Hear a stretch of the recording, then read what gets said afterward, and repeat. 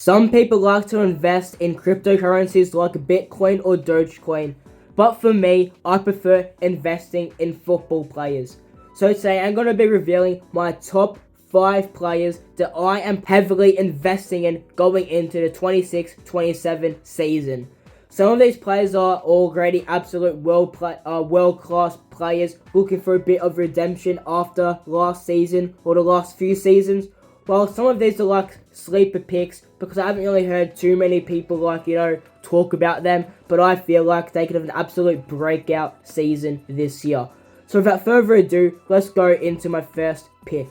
So first up, we're going to be buying the dip on Florian Wirtz. So I've already talked a bit about him in my previous video, but I think he's going to have an absolutely stunning season this season under Iraola.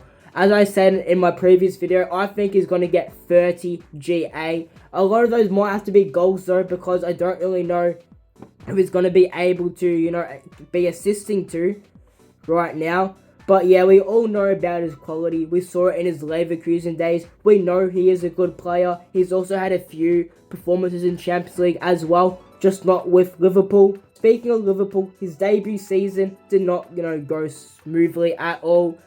His first few months looked like he was just a kid playing with grown-ass men. Like he was getting bullied all over the place. But, as the season progressed, he did as well. And by the end of the season, he definitely didn't live up to the 100 million price tag. But I think, it looks like he is on the right trajectory. And honestly, I have seen pictures of him. He looks like he has gotten a lot stronger. So hopefully no more getting bullied off the ball. And next up, we're going to be heading to Juventus for, a bit of a sleeper pick. Karim. Oh, sorry. I don't know how to say his name. Is it Begovic?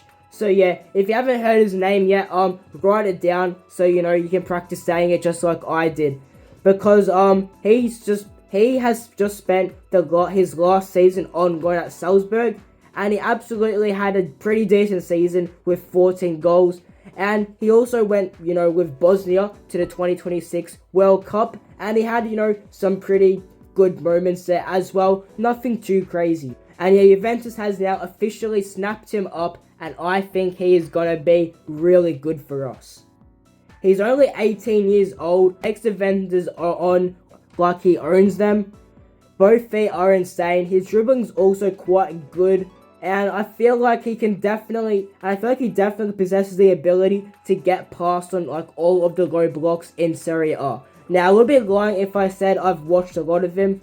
I've only watched clips since we've signed him, but I still feel like he's gonna have a very decent first season at Juventus. And speaking of Juventus, we are gonna be staying in Torino because my third investment is Randall Kolo Muani.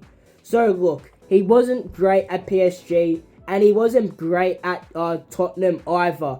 But Juventus took him on loan 2 seasons ago and he scored 5 goals in his first 3 games. I believe he's the first player to ever do that since in the last 20 years or something like that. I can't remember what the exact stat was.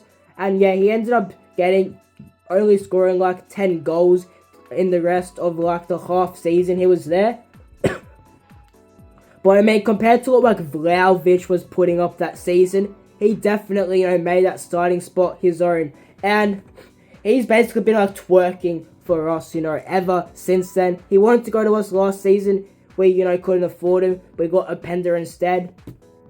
Less to say about him, the better. But yeah, I'm, hoping that Kolo Muani can have a great season this year. Link up with the likes of Kenan Yildiz again, with Ala Begovic again, and also Conceição. And then, I saw that video of him, getting super excited when he saw McKennie and Thuram as well. So it looks like he's, there for the good vibes as well. I'm backing him to get at least 20 goals next season. And now let's move on to another very, very sleeper pick who I'm sure a lot of you probably don't even know. And that is 18-year-old Lucas Harrington, who has just got a move to a newly promoted side in the Premier League, Hull City. This guy has just absolutely smashed the Australian transfer record, for any player. I have seen that, is potentially going to, get, absolutely smashed again by Alessandro Tricati. But I'm recording that before, any news has really come out on that.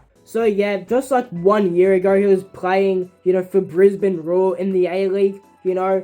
I'm not a big A-League watcher anymore. It's just become like so bad. Like no one goes to the games, and it's just becoming really sad to see. But yeah, anyway, after like a few months there, he goes on to the MLS with the Colorado Rapids. He, plays against the likes of Lionel Messi, Luis Suarez, makes a bit of a name of himself in America. And then he gets called up to the Australian squad in the 2026 World Cup. Doesn't play the first 2 games, but he plays the 3rd game against Paraguay. Plays, pretty decently, and then also the same against Egypt as well. And yeah, a lot of you probably do know him because of that penalty miss, but as we all know, I blame more of like the senior players than, Lucas Harrington. I mean, we're the same age. I would be absolutely shitting myself if I was taking a penalty for my country at that age. Yeah, he is going to the Premier League next season. I'm assuming he's going to be a starter because they're paying like £20 million for him. So yeah, I honestly feel like he is, I honestly think he's gonna get a big move next season, because I did see like rumblings of, him getting a move to like Barcelona, just after the World Cup wrapped up. But I think it is better for him to, get a move to like a Premier League, a lower level Premier League side before making, the move up to a top side like Barcelona. And speaking of players at big clubs, we have our last player, Phil Foden. So, this one is a little bit risky because his stock is fluctuating all over the place, right? Like, he's had a few decent months last season, but didn't really pick up his form all too much. And, he got left out of the England squad, of the World Cup as well, which was pretty big. I mean, he is now like 26, 27 years old, which means he should now officially be hitting his peak in his career. But we haven't really seen, the best of him since he won, like, Player of the Season in 2024, I think it was.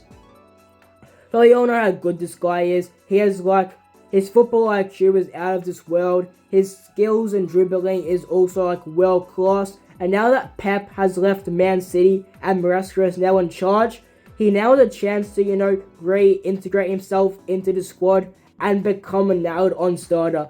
He does have, a few people to, try and get ahead of, like Cherky and Semenyo as well. But honestly, Foden could potentially even move on into the cam position where I believe he originally started his career. So, for this to be a success, I'm saying that Foden has to get at least, like, 25 goals and assists, like I'm saying, for Florian Wirtz. So that is my portfolio of players coming into the 2026-27 season. Just to list them off, we've got Florian Wirtz, Ala Begovic, Colin Mawani, Lucas Harrington, and Phil Foden. So yeah, who are you putting your money on this season? Do you think my players are even, like, gonna be good? Let me know what you think. Anyway, we'll see you in the next one, because we're gonna be doing something similar, in a few days' time as well, where we're going to be looking at players who we're going to be selling. With players we don't think are going to be very good next season. Anyway, we'll hopefully see you there.